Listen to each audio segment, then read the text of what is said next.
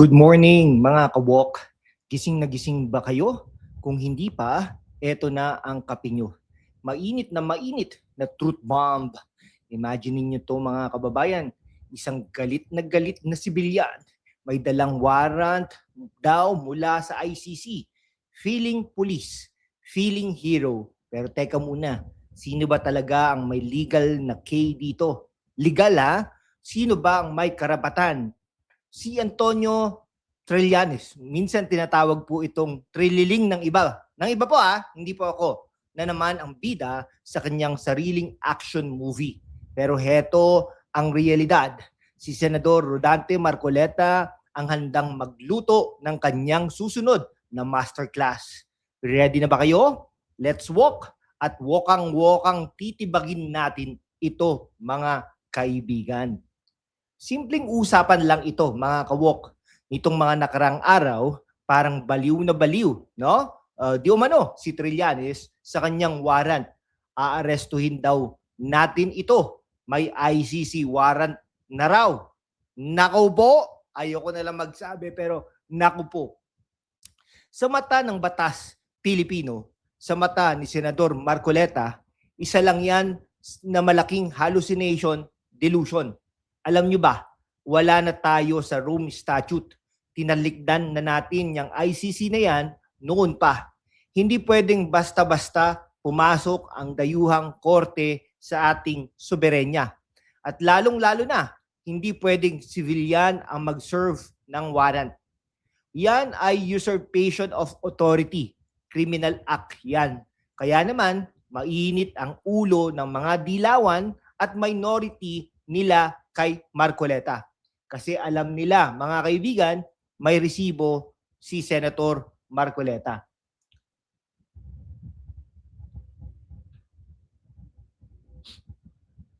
Okay, ha? So may resibo po, no? Bakit takot na takot ang walkout 11 kay Marcoleta? Kasi hindi siya yung tipo na puro ingay, hindi siya yung tipo na umatras kapag pressured. Si Marcoleta, legal genius. Puro siya constitution, puro siya rules of court, habang ang iba nag-walk out para magpadrama. Nakita niyo po ba yung kagabi? Nag-stay po sila doon, no? 11 sila. Hinihintay nila ang majority na dinamayan ang kanilang kapwa senador na si Senador Jinggoy Estrada na hindi lang prinotektahan si Jinggoy kundi ang institusyon. Biruin mo, first time in the history of the Senate na may arestuhin sa vicinity ng Senado. Kahit po panahon ni Salonga at Enrile, magkalaban po yan Parehas na namatay na. Magkalaban po yan. Di ba dapat ang sabihin ng Salonga, ay sige, hulihin niya. Pero hindi po. Yung kay Senador Cayetano, ipinaglaban niya po. Sa labas po, hinuli si Enrile ng rebellion. Okay? Ang susunod na move niya, talagang masterclass sa sovereignty. Gagamitin niya ang rules court para patunayan na kahit anong ICC warrant ay walang bisa sa loob ng Pilipinas kung walang authority mula sa ating sariling korte. Walang extradition dahil hindi naman bansa ang ICC, kundi isang korte, international court nga. Pero walang saklaw sa Pilipinas, walang recognition. Chess, hindi checkers. Ito mga kababayan, si Marcoleta ang hari ng board na ito. Si Trillanes, patapon na, pawn lang na nagpapanggap na queen, mga kaibigan. Bakit importante ito? Kasi ang target nila, sina Senador Bato de la Rosa at Vice President Sara Duterte. Gusto nilang gibain ang administrasyon. Gusto nilang patalisikin ang mga tunay na nagsisilbi sa bayan. Pero habang nandyan ang Brave 13 at ang matalas na isip ni Senador Marcoleta, hindi nila basta-basta matitibag ang ating institusyon. This is not just about politics. This is about protecting Philippine sovereignty from foreign intervention na nakadisguise bilang hustisya. Sa mga kabataan dyan, lalo na sa Gen Z at millennials na nag-aaral, nag-aaral ng law o mahilig sa debate. Panoorin yung mabuti si Senador Rodante Marcoleta. Yan ang tunay na intellectual warrior. Walang filter, puro katotohanan, puro resibo, puro laban.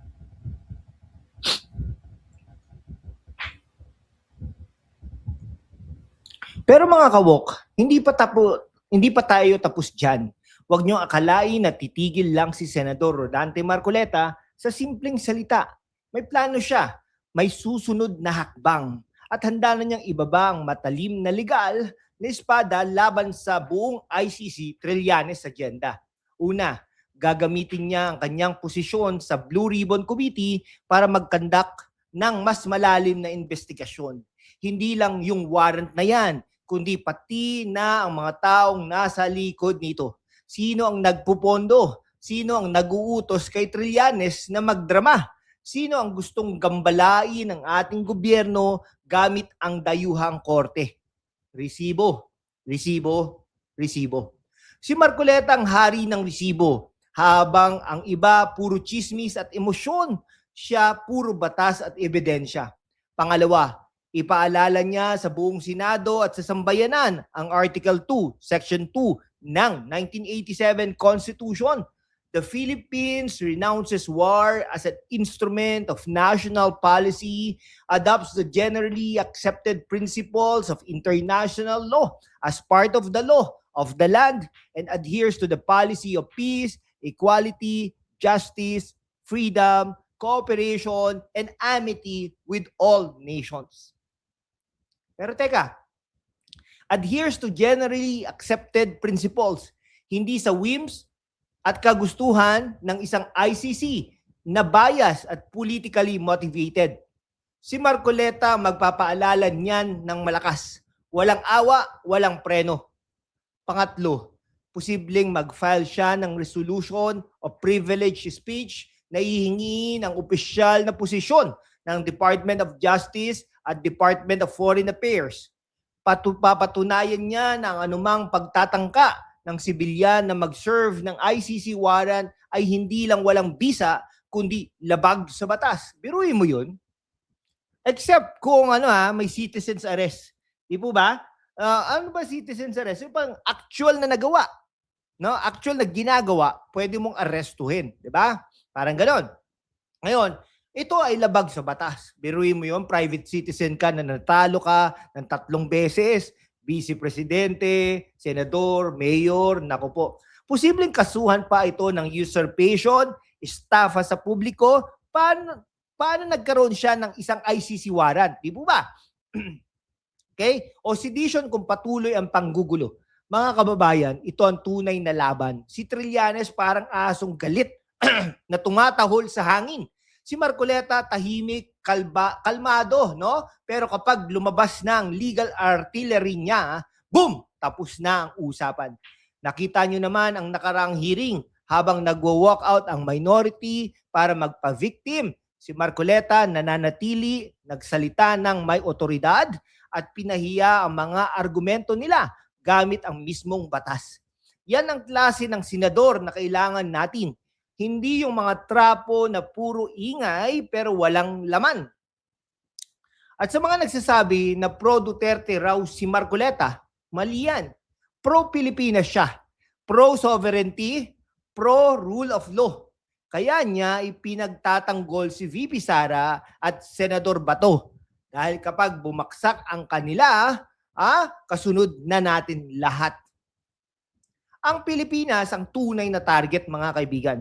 Gen Z, millennials, law students, at lahat ng nagmamahal sa bayan. Ito ang dapat niyong pag-aralan, hindi yung cancel culture at woke nonsense. Pag-aralan niyo si Marcoleta, yan ang tunay na intellectual heavyweight. Walang kinakatakutan, laging handa sa laban. Mga kaibigan, ano sa tingin ninyo? Mga kawok, bayani ba si Senador Marcoleta sa pagharang sa mapanirang agenda ng ICC at ni Trillanes? O may hidden plot talaga ang minority? Comment down below, mga kaibigan. Gusto kong marinig ang inyong opinyon ng tunay na Truth Squad. I-like, i-share at i-subscribe na at sumali sa ating YouTube membership, mga kaibigan, para suportahan ang malayang pamamahayag no? Stay woke, stay strong, stay woke. Mabuhay ang Pilipinas, mabuhay si Senador Marcoleta. Mga kababayan, sa panahon ng kasinungalingan ay nangingibabaw, ang katotohanan ang unang nilalabanan. Sumali na sa hashtag #WalkWithLan membership YouTube channel at tulungan tayong maabot ang 100,000 subscribers. Ako si Lan at ito ang hashtag #WalkWithLan. Mabuhay ang Pilipinas.